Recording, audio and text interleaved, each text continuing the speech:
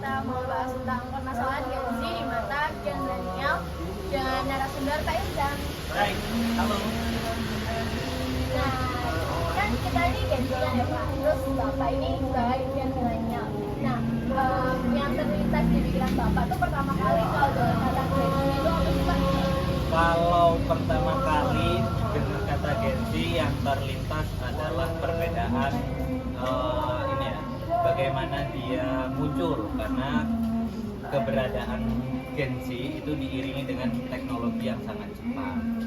Berbeda saat gennya Pak Izam, ya, gen milenial saat ada itu teknologi belum secepat sekarang. Jadi bagaimana karakter, bagaimana berperilaku tentunya sangat berbeda. Biasanya sih terlihat dari sosmed-sosmed yang sering Gen Z dibully, ya, yang katanya rapuh lah, yang katanya agak lebay dan lain sebagainya lah. Nah, itu aja sih pandangan saya terhadap Gen Z. Ya.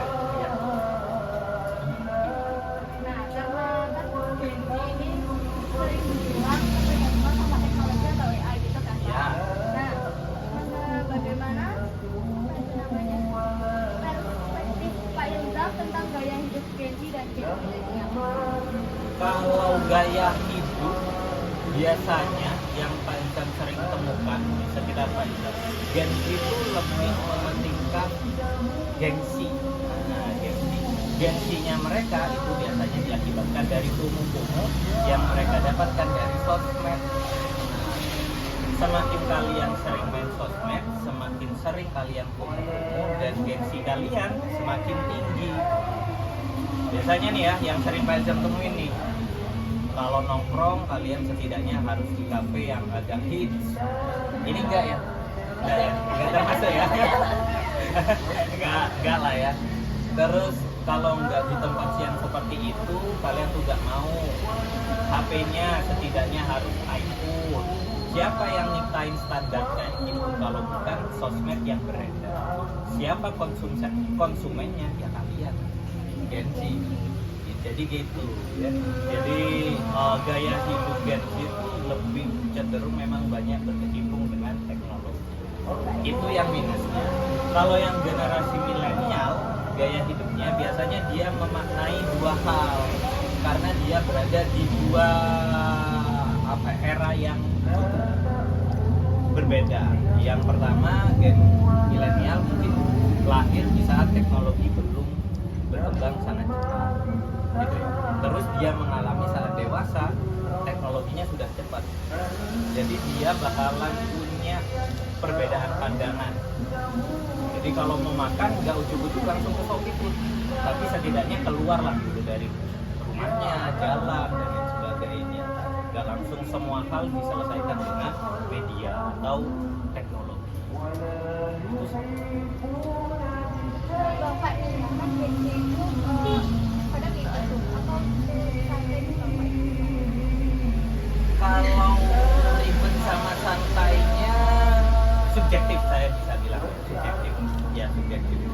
Ribet dalam arti karena dia tuh nggak bisa mikirin sense atau nilai apa yang dia lakuin. Contohnya tadi yang saya katakan, kalian nongkrong harus di kafe mahal atau kafe yang hits. Kenapa nih kok harus di situ? Padahal esensinya nongkrong, ya, nilainya nongkrong atau nilainya ngopi kan bukan tempatnya, tapi isi atau sama siapa kita mau ngobrol. Mau dimanapun tempatnya ya sama aja. Kalau sudah kena enggak, pokoknya harus Apple atau iPhone, pokoknya harus fokus sana sini gitu, itu yang kita sebut dengan ribet karena nggak ngerti esensinya. Nah, milenial mungkin beberapa saya katakan lebih lebih mendominasi tentang esensinya. Kita sih nggak peduli mau nongkrong di tempat manapun, selama kantongnya sesuai, terus kita mau ngobrolin apa, ya kita bakalan aja.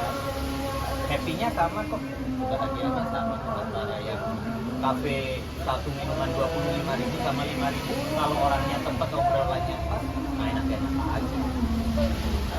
Yang menurut tadi ya, Gen Z itu lebih sensitif lebih sensitif atau empati. Nah, sensitif seperti apa nih? Baper-baper, disinggung dikit. Kayaknya sih karena ini ya, pengaruh media sosial di mana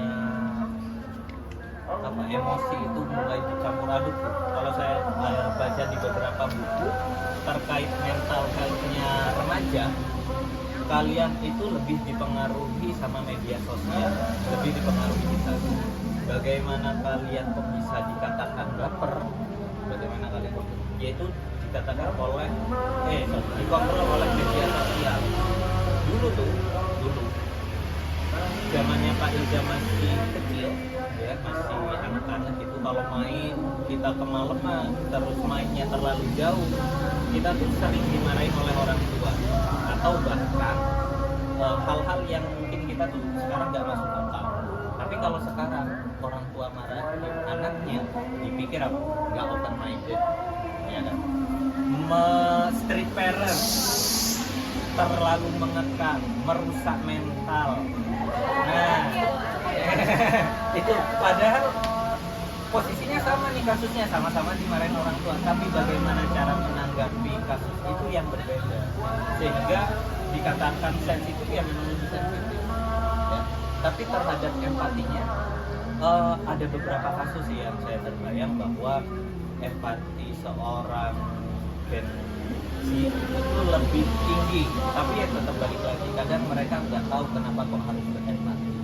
Salah satu contoh, dulu pernah ada boykot mungkin atau apapun dan lain sebagainya, semua itu tuh, tapi ternyata dia juga ikut beli.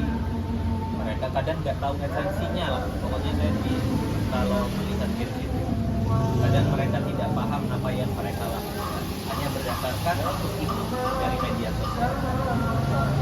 Umum aja.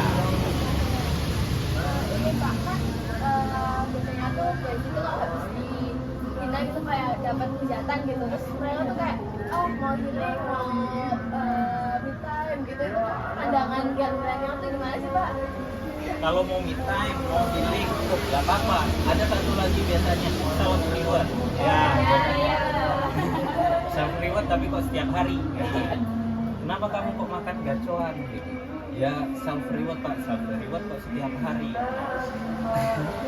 Yang pertama mungkin ini saran saya sih, tahu batas aja. Tahu batas. Kalau setiap hal kita self reward atau ingin healing, ingin apapun dan lain sebagainya, ya setidaknya tahu capaian apa yang sudah kalian lakukan atau dapatkan. Kalau pencapaiannya cukup mudah, ya setidaknya self rewardnya yang sederhana saja. Jangan sampai Pak saya dapat ulangan harian 90 gitu. Saya minta iPhone yang terbaru ya, saya minta jalan-jalan ke Singapura ya, janganlah, kan tidak banding. Tapi carilah sesuatu yang sebanding dan sesuaikan sama diri. Itu aja sih. Self apa tadi? Kalau ini Pak, yang itu yang dikit-dikit habis dimarahin atau apa, mental health gitu. Terus juga ini dikit-dikit jadi kayak gitu lah. Gak mikirin mental health. Kenapa ya? Kenapa kok sedikit-sedikit Gen Z itu memikirkan mentalnya? Ini juga jadi PR, bukan jadi PR, ini juga jadi trending. Ya seperti yang saya katakan, saya juga pernah baca buku tentang mental health remaja, bahwa itu tuh FOMO sebenarnya, ikut-ikutan. Kalian nggak tahu esensinya sehingga melupakan kenyataannya. Nih, contoh, kalian dimarahin oleh guru, dipikir gurunya tidak mementingkan mental health-nya. Tapi kan esensi marahnya guru ke kalian itu kan bukan merusak mental. Tapi kata merusak mental itu sudah kalian dapatkan dari sosmed-sosmed yang beredar. Dikit-dikit merusak mental nih, dikit. Padahal esensi merusak mental itu bukan yang seperti itu. Merusak mental itu mungkin lebih dalam lagi pemaknaannya.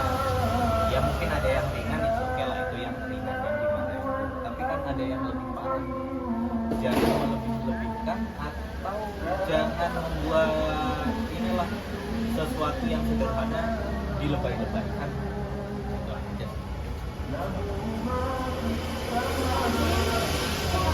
Keadaan dia karena kita tentang baru itu bisa dibilang itu lebay dan juga Ya.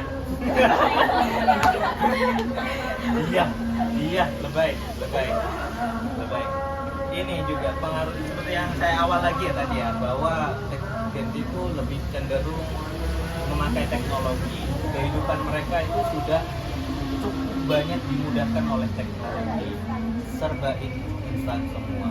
Saat mereka dapat satu masalah, ya, entah itu kecil, sedang ataupun besar, dia akan menganggap bahwa dunia akan berakhir. Oh, aduh ini nih, nggak bisa.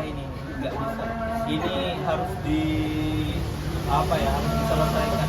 Hidupku nggak bakalan berjalan kalau ini belum selesai. Padahal mau selesai ataupun tidak sebuah masalah, ya hidup kita bakalan jalan-jalan terus aja. Kan kayak gitu. Pak,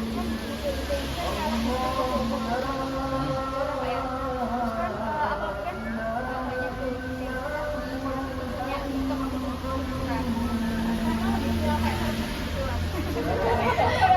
Velocity yang gini-gini. Gini-gini. nah itu kan pasti dia membuat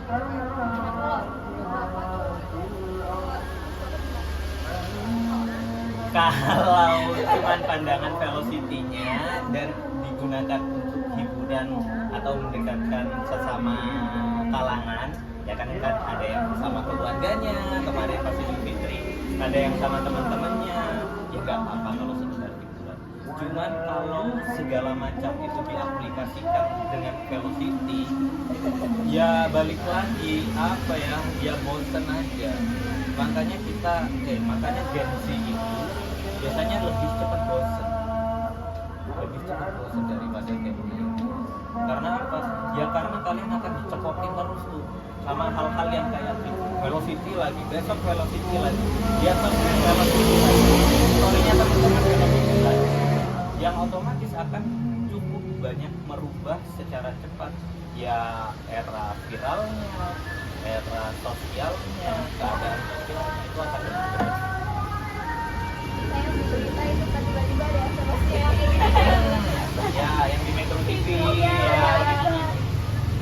bilang polisi itu juga ada bahkan lagu galau itu juga dibikin velocity semuanya ya, sampai kita muak kan yang awalnya ikut-ikut, yang akhirnya juga muak dengan jangka waktu yang cukup singkat ini. Bahkan kalau kalian lihat era sesuatu yang viral-viral tuh, biasanya ada komplikasi kalau mau ganti tahun itu setiap bulan tuh pasti ada yang viral, entah satu ataupun dua. Secepat itu kita bosan terhadap sesuatu,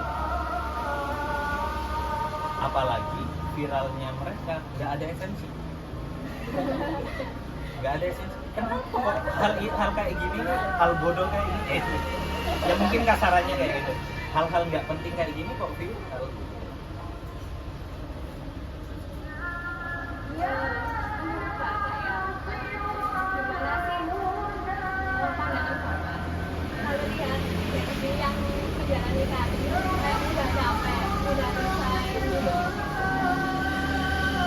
Gen Z yang mudah capek saat berkarir, banyak ngeluhnya, gampang resign biasanya.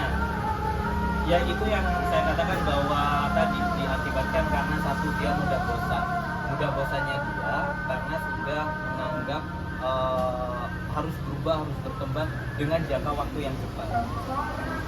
Ditambah lagi kemudahan Gen Z dalam mengelola teknologi itu cukup baik, maka mereka tuh punya kemampuan untuk segera pindah dari kerja satu ke kerjaan yang lain. Tapi ada satu hal yang mereka mungkin kurang paham, keadaan bagaimana dunia kerja. Kalau memang dia punya kapasitas dan merasa sanggup, punya istilahnya kalau anak orang kaya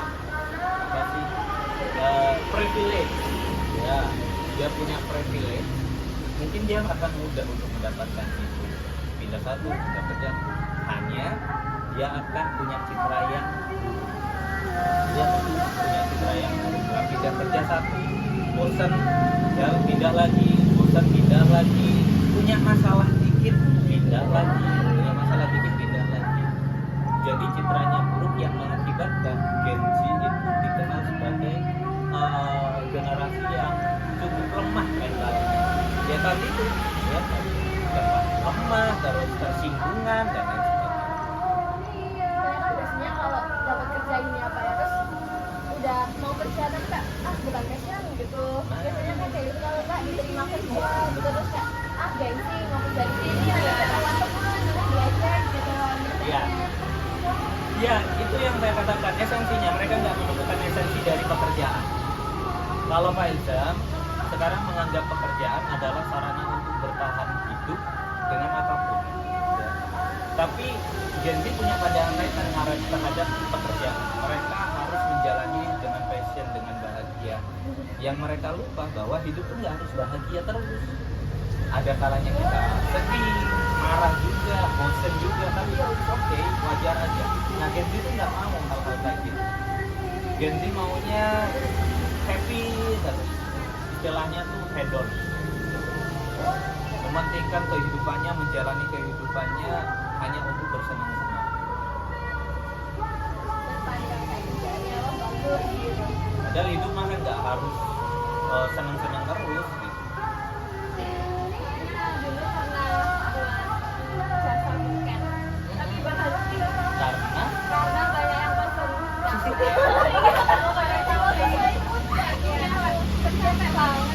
padahal kan punya potensi ya, kenapa kok berhenti? Nah itu capek, kayaknya ini bukan passion saya. Padahal awal kali kamu buat itu otomatis pasti dari hobimu, yang suka nata-nata dan lain sebagainya. Tapi kayaknya memang mentalnya belum siap untuk mendapatkan orderan sebanyak itu. Ya karena apa kok mentalnya belum siap? Karena tidak dilatih. Tidak dilatih. Cobalah latih diri kalian itu dengan masalah-masalah yang cukup bertingkat. Gak usah dicari sih, masalah itu akan datang sendiri. Tapi maksudku jangan lari. Kalau ada masalah itu jangan lari. Hadapin aja. Setelah semuanya selesai, kalau memang nggak mau dilanjutin, kasih alasan yang sesuai banget, punya nilai. Ya. Jadi ini Pak yang tadi tentang pekerjaan nih yang Gen Z tadi, yang kayak dikit-dikit nggak sesuai passion, dikit-dikit nggak bisa kayaknya kerja di sini gitu. Nah itu kan biasanya Gen Z itu kayak gitu terus pindah jadi influencer nih Pak ya. Nah seberapa besar peran influencer itu dalam membentuk opini dan gaya hidup Gen Z? Besar banget. Karena seperti yang tuntutan yang tadi kita obrolin, Gen Z itu dekat sama teknologi dan konsumennya adalah Gen Z, konsumennya adalah Gen Z. Dan siapa yang mengendalikan itu otomatis influencer. Jadi biasanya memang influencer itu punya kekuatan bagaimana mengendalikan sosial. Walaupun setiap kebijakan tetap ada dalam diri pribadi masing-masing anak atau generasi, tapi mereka tuh biasanya lebih ke menggiring. Kan sering tuh biasanya influencer menggiring untuk lebih peduli terhadap hal-hal. Bagaimana komentar terhadap sesuatu hal. Kadang influencer itu menjadi patokan Gen Z dalam berperilaku atau berpikir. Itu sih.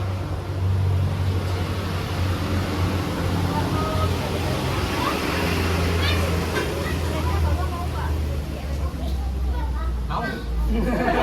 Mau? Hah? Gak ada yang bisa apa ya? Karena mungkin saya kan hidup di juga mengalami dua era nih, milenial sama Gen Z. Tapi melihat Gen Z sebenarnya kadang kalau mereka tuh punya potensi yang lebih besar untuk berhasil dalam dunia dalam bidang apapun lah, fasilitas mereka banyak, belajar mereka sudah nggak ada batas, sudah sangat gampang. Kalau mereka nggak bisa manfaatin dengan baik, otomatis ya eman aja. Kalau Pak Iksan seumpama punya kesempatan buat memahami itu dan punya waktu, nih masalahnya itu waktu. Jadi dia mau banget, mau coba Pak Iksan coba ya, jadi influencer, jadi youtuber, coba belajar videografi dan yang sebagainya, lebih memahami, kayaknya bakal terkenal juga sih. Kita punya sudut pandang. Tapi kalau yang si dia itu cuman FOMO, ikut velocity ikut ini ikut dan lain sebagainya, nggak adaptif, nggak bisa adaptasi, nggak ngerti dia ngelakuin apa, ya udah ntar makan. Kalau menurut Bapak nih ya, bagaimana dengan masa depan?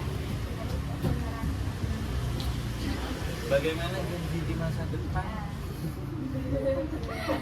Depannya lagi. Lebih ke depannya lagi.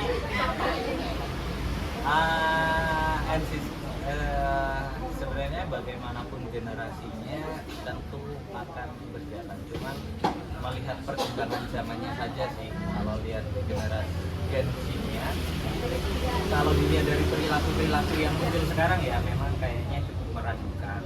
Cukup meragukan. Tapi saya rasa hal itu akan berkembang dengan bagaimana pengalaman hidup, pengalaman mereka cari kerjaan, pengalaman mereka dibenturkan oleh masalah-masalah yang mungkin tidak pernah dibayangkan. Itu jadi saya rasa ya aman-aman saja. Tinggal sebenarnya generasi yang sebelumnya atau yang akan datang membuka diri atau open minded terhadap generasi Z. Biasanya kecenderungan generasi itu ya, setiap generasi akan selalu menyalahkan generasi sebelumnya. Itu cenderung banget. Karakteristiknya selalu. Kalian otomatis karakteristiknya akan selalu menyalahkan gen milenial karena itu dasar gak open minded, dasar kuno dan sebagainya. Begitupun dengan zamannya Pak Ibu dulu. Dasar Bapak Ibu dulu agak primitif, hidupnya di era jadul, banyak konflik dan sebagainya, gak tahu teknologi, akan cenderung. Sekarang kayaknya sudah gen apa? Alpha. Ini juga akan cenderung menyalahkan generasi-generasi tadi. Siap-siap aja udah dasar nih gen si lemahnya rapuh. Gara kalian nih, kita nih jadi rapuh. Makanya kita dari lagi pahami apa yang kalian lakukan, cari esensinya kenapa kalian melakukan. Jangan hanya karena jauh.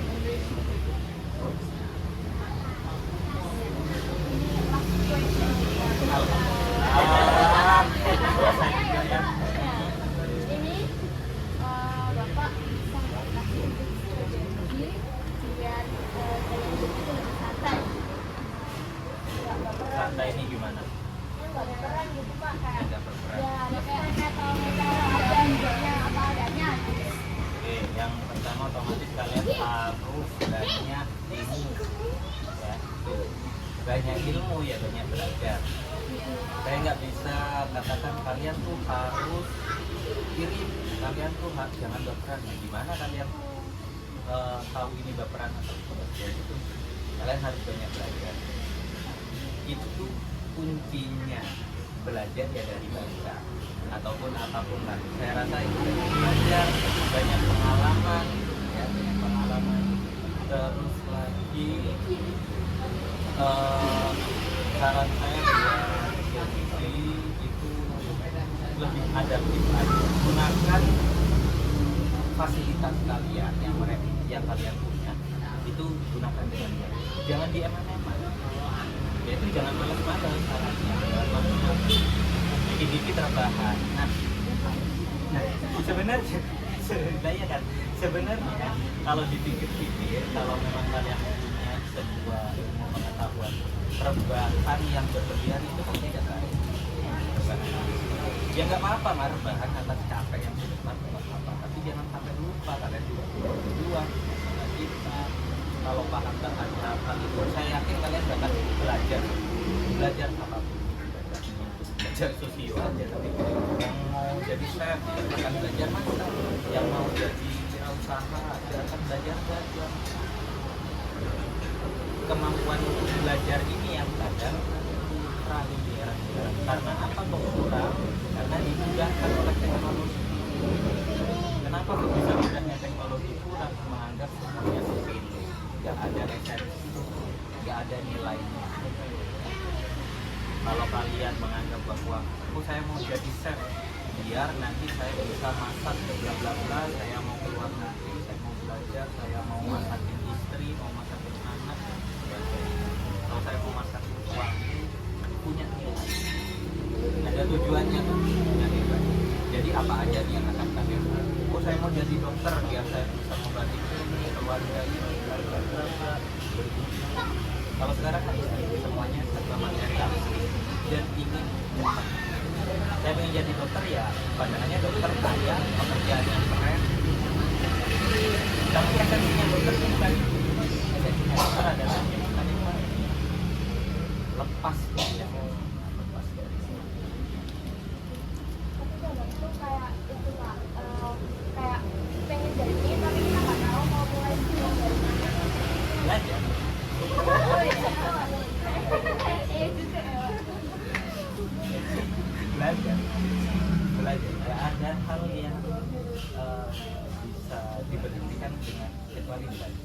Bahkan sampai sekarang ini saya masih belajar. Kalian masih SMA ya silakan belajar, gunakan masa kalian dengan baik. Sampai mana kemampuan kalian dalam sampai sekarang saya masih belajar atau baca-baca tentang, dia masih kadang baca novel, masih baca komik. Artinya otak itu tidak berhenti untuk harus saja digunakan. Emang kalau hanya dipakai ngebahas, kalau hanya dipakai buat hal-hal memuaskan emosi kita, yaitu nyari kebahagiaan, nyaman. Tapi kalau kalian coba usaha ini tadi nih bikin budget, ternyata banyak orderan, capek, kan gitu. Ya udahlah berhenti aja gitu. It's okay, coba nyari lagi yang lain, coba aja. Bahkan saya kalau mau bikin usaha udah beberapa kali berhasil, ya belajar, ya belajar, ya nggak apa-apa. Banyak saya usaha dari apa itu ya, dari SD sih ada, tapi mungkin yang habis kuliah tuh bikin krim, ataupun krim pernah, jual jajanan pinggir jalan pernah, terus bikin konveksi baju pernah. Ada yang berhasil kan? Tapi ya ada maknanya saya melakukan itu. Setiap langkah ada hasilnya, ada hasilnya. Ya terus belajar. Malas-malas. Apa lagi? Ya. Tutup. Oh ya. Gimana tutupnya ya?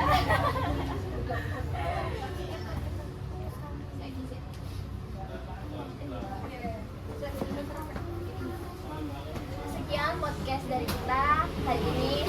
Terima kasih semuanya udah mau dengerin. Dadah.